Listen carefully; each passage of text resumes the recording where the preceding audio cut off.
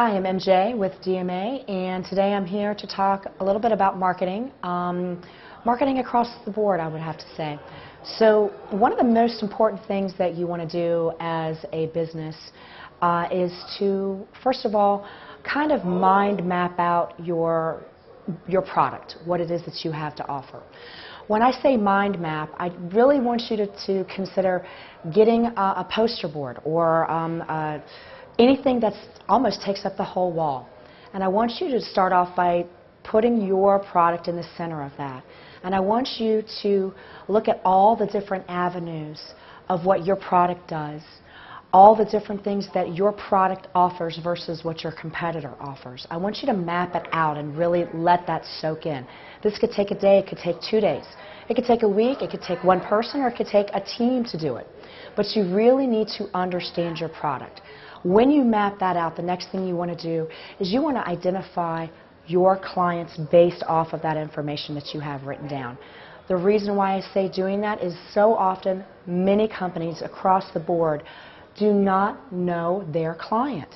They think they know their client. They think they understand how their client is getting to them, but they really don't understand their client. Why is their client involved with them? Why did their client leave? Why is their client now with the competitor? What is it that's driving these people either to you or away from you? You have to take time to understand that. Once you get those two very significant things taken care of, then you need to start looking at specifics in your marketing plan. And it's almost like a wheel that you want to see, and it's constantly turning, it's constantly evolving, but there's some major spokes in that wheel that you need to take a look at. The first thing that you want to do, the main spoke, is you want to identify what is it that's going to give you the influence of your strategy. What is going to drive that strategy? So is it going to be is it going to be what you have on your website? Do you need to re-evaluate your website? Is your strategy going to strengthen your website and your mobile site? Is your mobile site really where it needs to be? Are you focusing in on your mobile website? So you need to look at that strategy, and you need to kind of identify where that gap is, what's the most important thing. Social media, community relations, public relations, community involvement, national involvement. What is that one major spoke in that wheel that you need to identify? Number two, what is your competitive advantage? You need to identify what makes you unique versus your competitor. It could be something very small. It could be many, many, many things. But you need to understand what it is that sets you apart from your competitor. Oftentimes, your competitor, you want to look at your competitor and you want to say, we are so much better than our competitor. We're always better than our competitor. It's not about looking at how you're better than your competitor. It's about what you can offer that's going to enhance you over your competitor. You don't want to send your sales team out talking to other potential clients and selling against the competitor.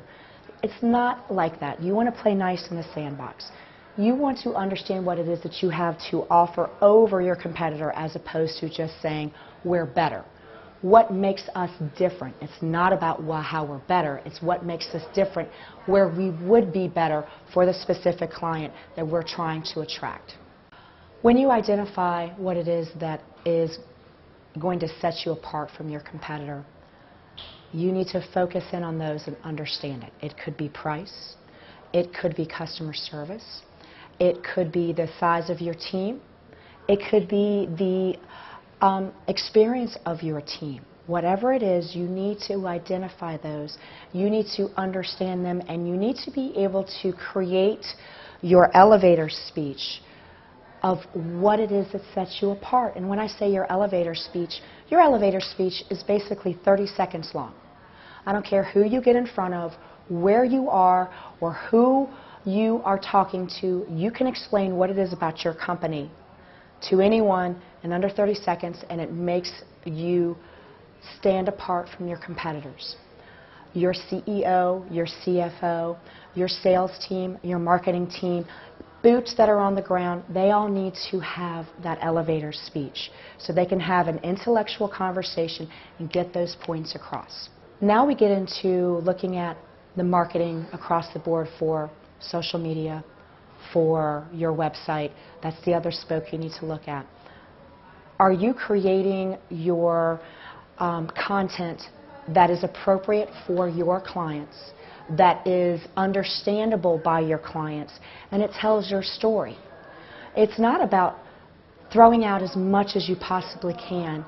It's about quality versus quantity. You would rather have a response on your marketing efforts socially as well as on your website, as opposed to just constantly spinning your wheels and, well, we've got 100,000 people that follow us on Facebook. Are you actually getting any sales from those? Are you actually getting anything that's turning over from those people? You need to identify that. You need to make sure that you're putting out quality versus quantity and that you are setting apart your competitive edge with that marketing tool. The next thing is you need to identify in that last strategy what leftover methods of marketing are going to work for you. When I say leftover, is it print media?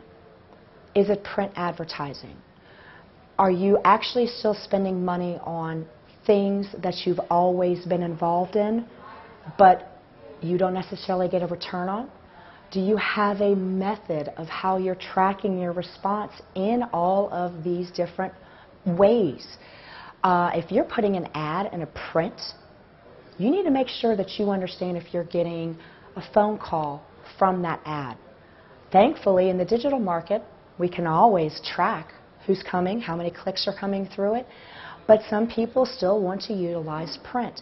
You need to make sure you're getting your return on that and that you can track it.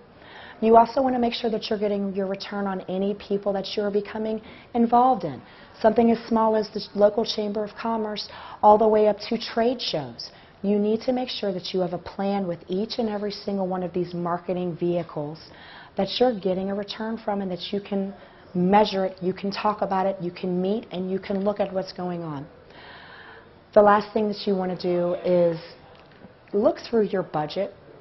It needs to be a living, breathing marketing budget that's constantly evolving and constantly changing. You need to be able to accept something if you're halfway through it and you realize it's not working.